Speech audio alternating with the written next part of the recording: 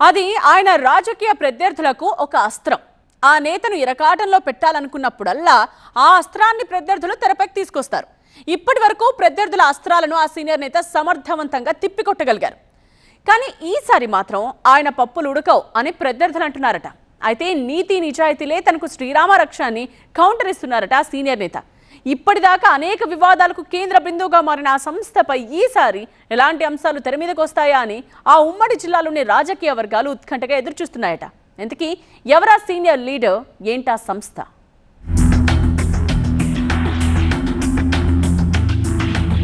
కూటమి సర్కార్ వచ్చిన దగ్గర నుంచి పొన్నూరు నియోజకవర్గంలో అధికార టీడీపీ, ప్రతిపక్ష వైసీపీల మధ్య పచ్చగడ్డి వేయకుండానే రాజకీయం భగ్గుమంటోంది. పొన్నూరు నుంచి వరుసగా 5 సార్లు టీడీపీ ఎమ్మెల్యేగా గెలిచిన ధూళిపాడ నరేంద్ర 2019లో తొలిసారి వైసీపీ చేతిలో పరాజయం పాలయ్యారు. ఇక 2024 ఎన్నికల్లో పొన్నూరు నియోజకవర్గం నుంచి వైసీపీ అభ్యర్థిగా పోటీ చేసిన అంబటి మురళీకృష్ణను ఓడించి మరో విజయాన్ని తన ఖాతాలో వేసుకున్నారు ధూళిపాడ నరేంద్ర. ఇక ఎన్నికలు ముగిసిన ఎమ్మెల్యే ధూళిపాడ నరేంద్ర, వైసీపీ నేత అంబటి మురళీకృష్ణ మధ్య పొలిటికల్ పంచాయతీకి ఫుల్ స్టాప్ పడలేదు. ఇద్దరు నేతలు ఒకరిపై మరొకరు విమర్శలు చేసుకుంటూనే ఉన్నారు.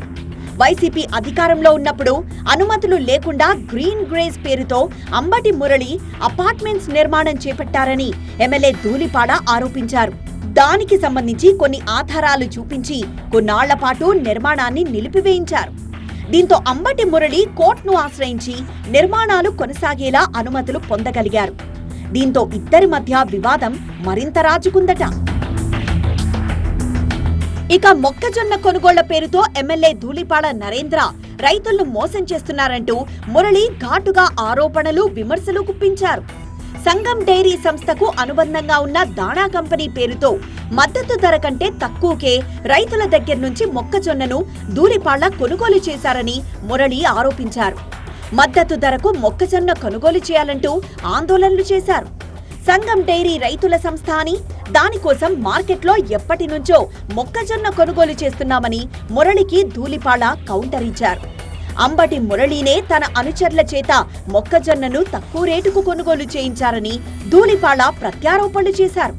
వీళ్ళిద్దరి మధ్య చెలరేగిన మాటల వివాదంతో ఉమ్మడి గుంటూరు జిల్లాలో మొక్కజొన్న పంట రాజకీయ మంట అన్నట్లుగా పరిస్థితి తయారైంది. మొక్కజొన్న గట్టు మీద సవాళ్లు విసురుకుంటూ నేతలు శివాలెత్తిపోయారు. ఇది కాస్త మామిళ్లపల్లిలో మొక్కజొన్న గోడౌన్ను సీజ్ చేయడం, తిరిగి ఓపెన్ చేయడం వరకు రకరకాలుగా రాజకీయం రచ్చ నడిచింది. ఈ వివాదం కాస్త చల్లారిందనుకునే లోపే అంబటి మురళి మరో బాంబు పేల్చారు.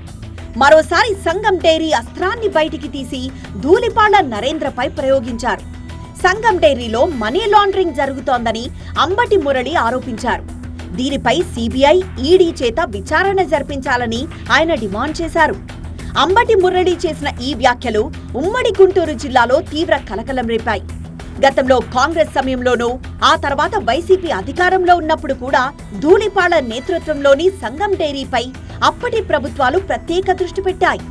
గత వైసీపీ హయాంలో సంగం డైరీలో అక్రమాలు జరిగాయని ఆరోపిస్తూ ఆ సంస్థ చైర్మన్ గా ఉన్న ధూళిపాడను అరెస్టు కూడా చేశారు. గుంటూరు జిల్లాలో పాడి రైతుల సహకార సంఘంగా సంగం డైరీ ప్రస్థానం ప్రారంభమైంది. ధూళిపాడ నరేంద్ర తండ్రి వీరయ్య చౌదరి దీన్ని ప్రారంభించి ఆ సంస్థకు చైర్మన్ గా కూడా పనిచేశారు. 10 ఏళ్ల క్రితం సంగం డైరీకి ధూళిపాడ నరేంద్ర చైర్మన్ అయ్యారు. అప్పట్నుంచి నరేంద్ర ప్రత్యర్థులు సంగం డైరీని రాజకీయ అస్త్రంగా మార్చుకున్నారని టాక్. సంగం డైరీ అస్త్రంతో వీలు చిక్కినప్పుడల్లా ధూళిపాడ నరేంద్రపై ఆరోపణలు చేస్తున్నారని జిల్లా పొలిటికల్ సర్కిల్స్ లో చర్చ జరుగుతోందట. సంగం డైరీకి అనుబంధంగా పశుదాణా కంపెనీ ఒక ఆసుపత్రిని కూడా ఏర్పాటు చేశారు. సంగం డైరీతో పాటు పశుదాణా కంపెనీ ఆసుపత్రిపై కూడా అంబటి మురళి ఆరోపణలు గుప్పించారు. ఆసుపత్రిని ఏర్పాటు చేసి ధూళిపాడ కుటుంబ సభ్యులే దోచుకుంటున్నారని ఆయన ఆరోపించారు. సంగం డైరీ రైతులదైతే 10 ఏళ్లుగా చైర్మన్ ఎందుకు మారడం లేదని మురళి ప్రశ్నిస్తున్నారు. రైతుల పేరుతో ఏర్పాటు చేసిన సంగం డైరీ ప్రస్తుతం లిమిటెడ్ కంపెనీగా మారిందని, దానిపై ధూళిపాడ గుత్తాధిపత్యం సాధించి దోచుకుంటున్నారన్నారు మురళి. మొక్కజొన్న కొనుగోళ్లలో ఇద్దరి మధ్య షురు అయిన పొలిటికల్ వార్ అటు తిరిగి ఇటు తిరిగి చివరకు సంగం డైరీ వైపు మళ్లిందనే చర్చ జరుగుతోందట. గతంలో సంగం డైరీపై ఎన్ని ఆరోపణలొచ్చినా ధూళిపాళ్ల వాటిని తిప్పికొట్టగలిగారు.